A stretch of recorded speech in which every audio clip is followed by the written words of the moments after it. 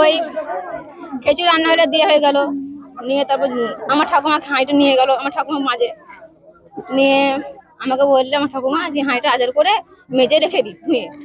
নিয়ে আমি দিয়ে রেখে দিলাম। নিয়ে আমার বাচ্চাকে খিচুড়িটা আমি খাওয়ালাম। আমার বাচ্চা খিচুড়ি আলাদা করে পাই, নিয়ে গেলাম খাওয়ালাম। তারপরে আমি বললাম হাঁড়িটা তাহলে মাজতে হবে, তো তাই জন্য হাঁড়িটা আজার করি। আজার করে বালতি নিয়ে খিচুড়ি রাখলাম, হাতে করে তুলে আমি হাতেও দিইনি খো খিচুড়িতে, নিয়ে আজার করে রেখে তারপরে আমি ঘরে রেখে দিলাম। রেখে দিয়ে আমাকে একজন জেগে বলছে যে খিচুড়ি দেখতো তোদের খিচুড়িতে বড় এদের পড়ে আছে কিনা। নিয়ে আমি তারা দেখি দাঁড়া বালতিটা বাইরে করে নিয়েছি, আমি যখন খিচুড়ি দেখছি হ্যাঁ এত বড় এদের পড়েছিল। তারপরে ক্লাবকে নিয়ে যে ছবি সব বলা বলি হইলো। এ দুটা মানে একবার সেই কেমন হয়ে গেছে, মানে সেদ্ধ হয়ে গেছে, ঘুটে বেরিয়ে গেছে সব। রান্না করার সময় ছিল? রান্না করার সময়তেই ছিল, আমাদের ঘর যে নিয়ে যেয়ে পড়ে রান্না করার খাবার কাউকে? হ্যাঁ আমার বাচ্চাকে আমি খাওয়াচ্ছি, আমার বাচ্চাকে আমি খাওয়াচ্ছি।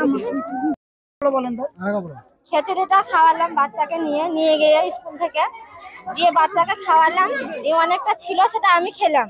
দিয়ে তারপরে অর্ধেকটাতে দেখছি এঁদুরের পা পড়ে আছে।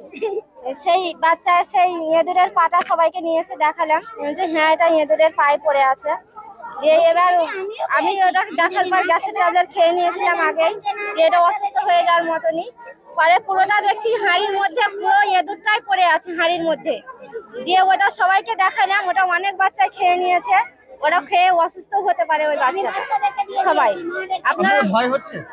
ভয় ওটা খাওয়ার পর যদি অসুস্থ হয়ে পড়ে তাহলে সেটারই ভয় হচ্ছে, যে অসুস্থ হয়ে পড়ে কেউ তাহলে ক্ষতি তো হতে পারে মানুষের। এরা এঁদুর আজকে পড়েছে, কালকে যদি টিকটিকি পড়তো তাহলে তো মানুষ অসুস্থ মানে মরে যাওয়ার দিকেই অনেকটা। টিকটিকি করলে তো মানুষ মরেই যাবে খেয়ে।